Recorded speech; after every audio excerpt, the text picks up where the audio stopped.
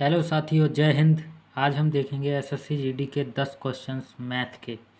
ठीक है, तो स्टार्टिंग करते हैं पहले सवाल से। ठीक है, ये निकाल दिया था यार, वीडियो शूट नहीं हो पाई, ध्यान नहीं रहा ऑन करने का ध्यान नहीं रहा और ये निकल गया। अब मैं दोबारा नहीं निकाल रहा हूँ, ये इसी में बता दे रहा हूँ। ठीक है, तो क्या है, 4 लगातार विषम संख्याओं का औसत 40 है। विशालतम संख्या कौन सी है? तो हम क्या करेंगे, इस 40 को लिख लेंगे बीच में। ठीक है, और इधर उधर जो 4 विषम संख्याएं हैं लगातार वो लिख लेंगे। 37, 39, 40 से पहले 39, 39 से पहले 37 होगी विषम, और 40 के बाद 41 होगी विषम, 41 के बाद 43 होगी। तो विशालतम संख्या कौन सी हो गई इन 4 विषम में? 43 हो गई। तो C option is the right answer. सवाल नंबर देखते हैं, अगला सवाल नंबर 2।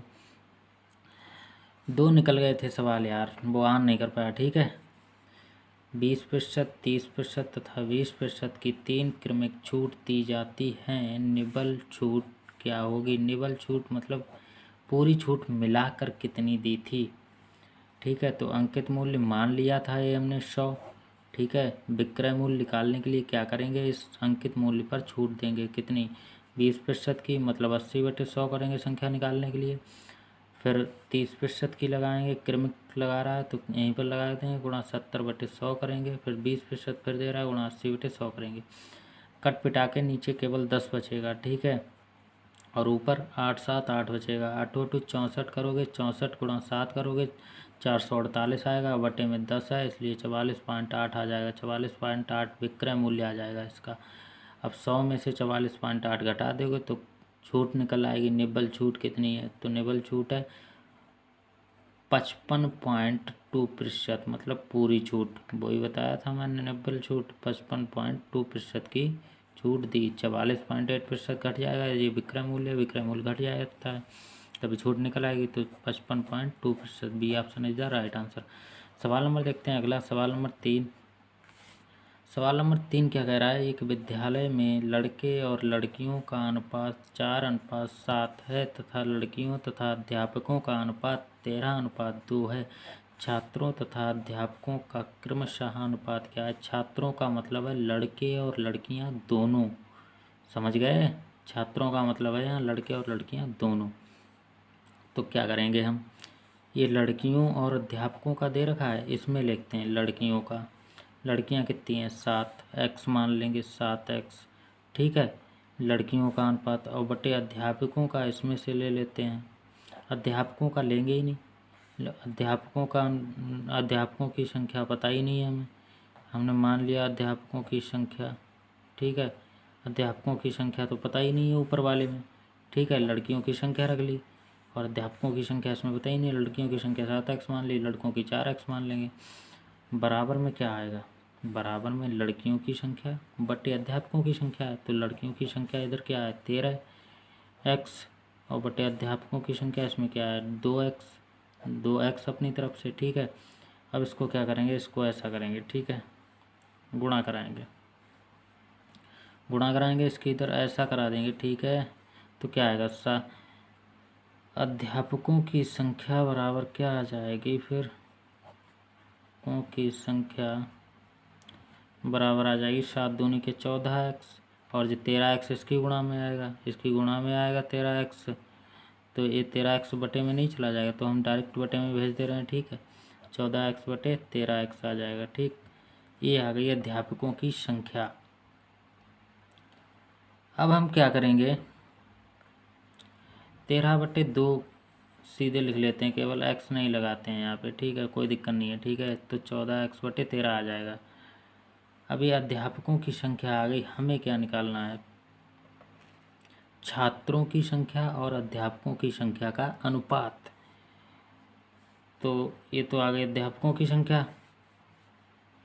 अब छात्रों की संख्या कितनी है, लड़के और लड़कियों की? 7 और 4 11 दोनों मिलके, तो 11x है, मतलब 4x और प्लस 7x। दोनों की संख्या कितनी है? 11x। तो अब हम क्या करें, हमें क्या चाहिए? छात्रों और अध्यापकों का अनुपात। तो छात्रों का है 11x और अध्यापकों का है 14x बटे छात्रों की संख्या है 7 4 11x और अध्यापकों की संख्या है 14x/13। ठीक है, 14x/13। अब इस 14x/13 को देख लेते हैं, इसमें क्या होगा, 13 एलसीएम हो जाएगा, नहीं हो जाएगा, 13 एलसीएम हो जाएगा। और ऊपर क्या आएगा, 13 11 से गुणा होगा, ऐसा नहीं होगा यार, बटे हम कुछ नहीं थे, एक मान लेते हैं। जब 13 एलसीएम है, 13 कम 13, 13 से ऊपर गुणा होगी, 13 कम 13 हासिल लगा 1, 13 कम 13 1 14, 1 से 43x अनुपात कुछ नहीं, 14x वैसा ही उतर जाएगा, 13 13 कैंसिल हो जाएगा, 14x आ जाएगा।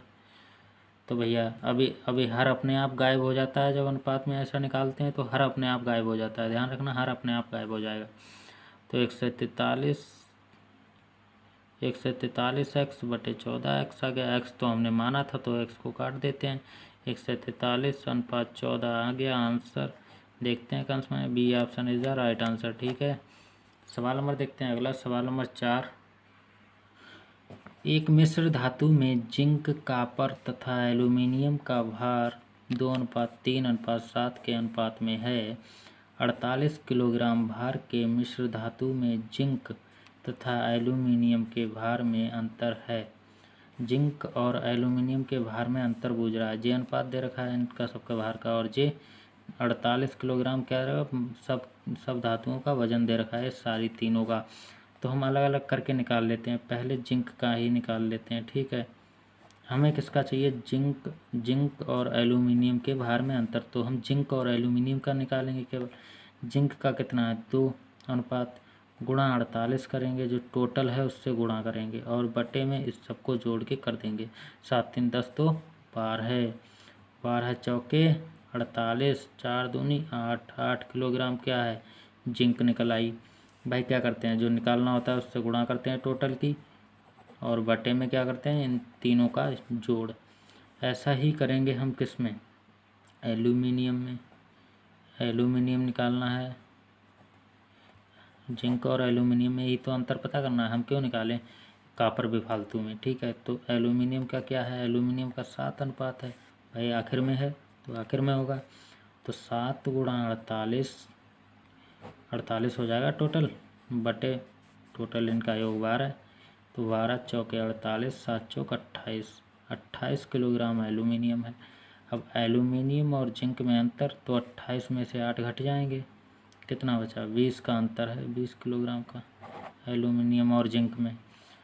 तो ये option is the right answer. ठीक है, सवाल नंबर देखते हैं अगला, सवाल नंबर 6 क्या कह रहा है। ए, बी तथा सी किसी कार्य को 15 दिनों में पूरा करते हैं। बी तथा सी उस कार्य को 20 दिनों में पूरा करते हैं। ए अकेला उस कार्य को कितने दिनों में पूरा कर सकता है। जब भी तुम्हें 3 दिए हों और 2 का कार्य दिया हो, चाहे वो बी और सी का दिया होता, यहाँ पर बी और सी का दिया ही है, और चाहे वो ए और सी का दिया होता या ए और बी का दिया होता, जब भी ऐसी कंडीशन मिले तो हम क्या करेंगे पता है, इन दोनों की कराएंगे गुणा, 20 गुणा 15, और बटे में कर देंगे जब भी 2 मिले। बी से देखो भाई, बी से बी कट जाएगा, सी से सी कट जाएगा, बचा ए, तो हम इन दोनों की कर देंगे गुणा। जब भी ऐसी कंडीशन मिले, 2 मिले, बी सी हो या बी सी है, चाहे ए सी हो चाहे ए बी हो, 3 का दिया हो और 2 का दिया हो, और अकेले का बूझ रहा हो जो बचता हो उसमें, तो हम क्या करेंगे, 20 गुणा 15 कराएंगे और बटे 20 माइनस 15 कर देंगे। हो गया सवाल सिंपल।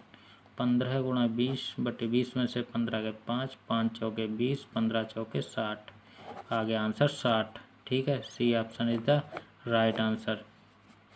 ठीक है, या फिर इसको एक तरीके से और निकाल सकते हैं, इसको ऐसे कर लो, 1/15 में से 1/20 घटा दो, तब भी निकल आएगा। ठीक है, 20 में से 15 गए, वटे 15 20 की गुणा हो जाएगी नीचे, 20 गुणा 15, तो 20 में से 5 बटे 20 गुणा 15, 5 चौके 20, 15 चौके 60, 1/5 60 आ जाएगा। तो इसको उल्टा करना पड़ेगा, तब आएगा जाके 60।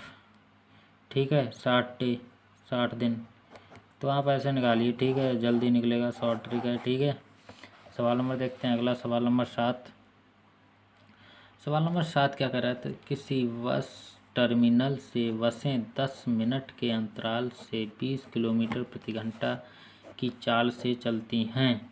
ठीक है, किसी टर्मिनल से मतलब सैटेलाइट से बसें 10 मिनट के अंतराल से 20 किलोमीटर प्रति घंटा की चाल से चलती हैं। विपरीत दिशा में बस टर्मिनल की ओर आने वाली मतलब बस टर्मिनल को एक आदमी आ रहा है, उसकी चाल कितनी होगी ये पूछा उस आदमी की, यदि उसे बसें 8 मिनट के अंतराल में मिलती रहें। तो क्या है, 8 मिनट के अंतराल में व्यक्ति की चाल मान लिया x किलोमीटर प्रति घंटा, तो 8 मिनट है, मिनट यहाँ लिख लिया x गुणा 8। लेकिन इस मिनट को घंटे में परिवर्तित करेंगे तो 60 से भाग देते हैं, मिनट को घंटे में परिवर्तित 60 से भाग देते हैं, बराबर होगा ये पता किसके, इनके अंतर के। 10 में से 8 गया 2, 2 मिनट है, इसको घंटे में बनाएंगे तो बटे में 60 करना पड़ेगा। और इसकी चाल कितनी है, पहली इधर से आने वाली बस की, विपरीत आने वाली व्यक्ति के, विपरीत व्यक्ति आ रहा है तो बस भी विपरीत आ रही होगी दूसरी वाली, तो क्या होगा 20 से गुणा होगी। 20 किलोमीटर प्रति घंटा है, इसके लिए मिनट को घंटे में बनाना पड़ रहा है। ठीक है, तो ये ऐसे हो जाएगा। ठीक, अब इस ऐसे हो जाएगा तो 60 से 60 कट जाएगा, नहीं कट जाएगा, और यहाँ 2 चौके 8 कट जाएगा, ऊपर ऊपर है गुणा में कट जाएगा, नीचे नीचे कट जाता है गुणा में, ऊपर ऊपर कट जाता है। यदि दोनों गुणा में हो तो, यदि यहाँ पे प्लस होता तो नहीं कट जाता है, या माइनस होता तो नहीं कट जाता, गुणे में है इसलिए काट दिया। तो 4x बचा और ये 4 इधर बटे में चला जाएगा, तो x बराबर 20/4 हो गया। 4 पंजे के 20 मतलब 5 किलोमीटर प्रति घंटा थी उस व्यक्ति की चाल। तो C option is the right answer. ठीक है, सवाल नंबर देखते हैं, अगला सवाल नंबर 8। 3 संख्याओं का अनुपात 3:6:8 है, यदि उनका गुणनफल 9216 है तो तीनों संख्याओं का योग क्या है। गुणनफल दे रखा है हमें, हम इन तीनों संख्याओं की कर लेंगे गुणा, x मानेंगे 3x गुणा 6x गुणा 8x। ठीक है, ये मान लेंगे x अपनी तरफ से, बराबर क्या दे रखा है हमें 9216 दे रखा है, 6 तियाँ 18, 18 अट्ठे 144 होगा नहीं होगा, 18 अट्ठे 144, 18 अट्ठे 144, 144 हो गया। अभी x है 3 जगह, गुणा में क्या होता है घातें जुड़ जाती हैं, इनके ऊपर एक एक घात है, कुछ घात नहीं तो एक एक मानते हैं। ठीक है, तो गुणा में घातें जुड़ जाती हैं तो 144 x की पावर 3 हो जाएगा, 1 2 3। ठीक है, इतना तो पता ही होगा कि गुणा में घातें जुड़ जाती हैं। ठीक है, तो बराबर हो गया 9216 और 144 बटे में चला जाएगा 9216 के।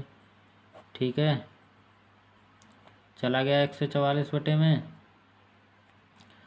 अब इसका रूट कर देंगे, रूट नहीं कर देंगे मतलब क्यूब कर देंगे, क्यूब हो नहीं रहा है, पहले काट लेते हैं, 2 से कट जाएगा, 2 सत्ते के 14, 2 दूनी 4, 2 चौके 8, 2 छंग 12 और 2 अट्ठे 16। ठीक है, फिर 2 से काट लेते हैं, 2 तियाँ 6, 2 छंग 12, 2 दूनी 4, 2 तियाँ 6, 2 चौक 8, फिर 2 से कट जाएगा, 2 एकम 2, 2 अट्ठे 16, फिर 2 से कट जाएगा, 2 एकम 2, 2 एकम 2, 2 पंजे 10, 2 दूनी 4, फिर 2 से कट जाएगा, 2 नेम 18, 2 2 पंजे 10, 2 सत्ते 14, 2 छंग 12। ठीक है, अब ये क्या आ गया भाई, देखो देखो ये तो अभी भी नहीं आया, ये क्यूब, किसी का क्यूब ही नहीं आ रहा, तीनों संख्याओं का योग क्या है। अब ये कट जाएगा, कुछ 3 से कट जाएगा क्या, वे यार क्यूब तो आ ही नहीं रहा किसी का, नेम 18 गड़बड़ हो रही है कहीं क्या कुछ। 6 तियाँ 18, 18 अट्ठे 144, 6 अट्ठे 48, 48 तियाँ 144, भाई 48 तियाँ 144, 3 अट्ठे 24, 3 चौक 12, 2 14। ठीक है, 144 जाएगा बटे में 9216 के, है तो 9216 ही। ठीक है, फिलहाल देखते हैं, 3 से कट जाएगा ये क्या, 7 6 13, 13 5 18 कट जाएगा 3 से, 3 तियाँ के 9, 3 एकम 3, 3 नेम 27, 3 दूनी 6 कट गया, फिर 3 से कट जाएगा, 3 छक्के 18, 3 चौके 12 कट गया, तो क्या दिक्कत है, 3 छक 18, 3 चौके 12। अभी 64 देख लो किसका क्यूब है, 64 4 का क्यूब है, 4 चौके 16, चौके 64। भाई 4 का क्यूब है नहीं है तो x बराबर क्या आ गया 4 आ जाएगा, यहाँ से एक्स क्यूब बराबर 64 है तो x बराबर क्या आ जाएगा 4 आ जाएगा। जब x बराबर 4 आ जाएगा तो हम यहाँ रख लेंगे फिर मान, और इन तीनों का प्लस कर देंगे। यहाँ रख लेंगे x का मान 3x, 6x, 8x है, x का मान रखते हैं। x यहाँ 4 यहाँ रखेंगे, क्या आएगा 3x में, 3x में 4 रखेंगे, यहाँ 4 3 के 12 प्लस करेंगे इन तीनों संख्याओं का योग ही तो बुझ रहा है। पहली संख्या क्या आई 12, यहाँ 4 रखेंगे x का मान 6 चौक 24, यहाँ 4 x, अरे भाई मान लो यार ये x मान लिया था हमने, ठीक है। तो 3x बराबर हो गया 12, 6x बराबर हो गया 24 और 8x बराबर कितना होगा, यहाँ 4 रखेंगे x बराबर, तो 8 चौके 32 प्लस 32 बराबर कितना हो जाएगा, ये 2 4 6 2 8, हाथ से नहीं लगा, 3 2 5 1 6, तो 68 आ गया आंसर हमारा। इन तीनों संख्याओं का योग कितना है 68। D option is the right answer, ठीक है। सवाल नंबर देखते हैं अगला, सवाल नंबर 9। सवाल नंबर 9 देखते हैं क्या कह रहा है। 3 छात्रों की औसत आयु 15 वर्ष है और उनकी आयु 2:3:4 के अनुपात में है। सबसे बड़े छात्र की आयु कितनी है। सबसे बड़े छात्र की आयु पूछ रहा है, सबसे बड़े छात्र की आयु कौन सी होगी, ये होगी 4, ठीक है। तो उसके लिए क्या पता होना चाहिए, इन 3 छात्रों की आयु का योग पता होना चाहिए। योग निकालने के लिए क्या होता है, औसत दी है 3 छात्रों की औसत, यदि 3 छात्रों की औसत आयु 15 है तो इनका योग होगा, गुणा कर देते हैं 3 से तो 45 हो जाएगा। यदि 4 छात्रों की औसत आयु दी हो 4 से गुणा करते, 5 की दी होती 5 से गुणा करते, जितने छात्रों की औसत आयु, जितने ABC जितने की औसत आयु दी होगी उतने से गुणा करके योग निकाल लेते हैं। तो इन तीनों छात्रों का योग आ जाएगा 45, ठीक है। अब ये योग आ गया 45, हमें सबसे बड़े छात्र की चाहिए, बड़े छात्र की ये 4 है ये अनुपात में, ठीक है। तो इसको कैसे निकालते हैं, 45 गुणा करते हैं जिसकी निकालनी होती है और तीनों का योग बटे में करते हैं। 3 2 5 4 9, 9 पंजे के 45, 5 चौके 20, मतलब 20 साल आ गई। सबसे बड़े छात्र की आयु कितनी आ गई, 20 साल। तो देखते हैं ये option is the right answer, ठीक है। सवाल नंबर देखते हैं अगला, सवाल नंबर 10। 200 लीटर के अल्कोहल के घोल में 30% अल्कोहल है और घोल में कितना और अल्कोहल मिला दिया जाए ताकि अल्कोहल की मात्रा घोल में 50% बन जाए, ठीक है। 30% अल्कोहल है इसमें, तो हम 30% निकाल ले रहे हैं। 30% निकालेंगे कितना आ जाएगा, 30% आ जाएगा 60, मतलब 60 लीटर जो है अल्कोहल है इस 200 के घोल में। बचा कितना, 200 में से 60 जाएगा, 140 बचा। अब भाई वो कह रहा है कि घोल में कितना और अल्कोहल मिलाया जाए कि अल्कोहल की मात्रा घोल में 50% बन जाए। मतलब जब 50% अल्कोहल होगी तो 50% अन्य मिश्रण होगा और अन्य मिश्रण तो बढ़ नहीं रहा है, अल्कोहल को बढ़ाना है। केवल ये कह रहे हैं इसमें अल्कोहल कितना मिला दिया है, केवल अल्कोहल को मिलाना है, तो अन्य मिश्रण तो बढ़ नहीं रहा है। तो अन्य मिश्रण कितना बचा, 140, और ये भी एक 50% होगा, तो इतना ही अल्कोहल हमें बनाना है और हमारे पास अल्कोहल है कितना 60। तो 60 में कितना जोड़ दें कि 140 हो जाए, 140 में से 60 घटा दे रहे हैं तभी पता लग जाएगा कितना जुड़ेगा 60 में। 0 8 14 में 6 गए 8, इधर कुछ नहीं बचा, 0 बचा। तो यदि हम 80 जोड़ दें 60 में तो 140 हो जाएगा, देख लो चाहे ना मानो तो। 8 6 14, 140 हो गया, तो 80 जोड़ने पर 50% अल्कोहल हो जाएगा। C option is the right answer, ठीक है। थैंक यू गाइस, जय हिंद। मिलते हैं अगली क्लास के साथ, नए चैप्टर के साथ, अगले चैप्टर के साथ। एक चैप्टर हमने कर लिया था और आज एक प्रैक्टिस कर ली 10 क्वेश्चनों की, और अगले चैप्टर को ख़त्म करने के बाद फिर प्रैक्टिस करेंगे और इस बार शायद हो सकेगी 25 क्वेश्चंस लाऊं मैं प्रैक्टिस के लिए, ठीक है, SSC GD के। थैंक यू गाइस देखने के लिए।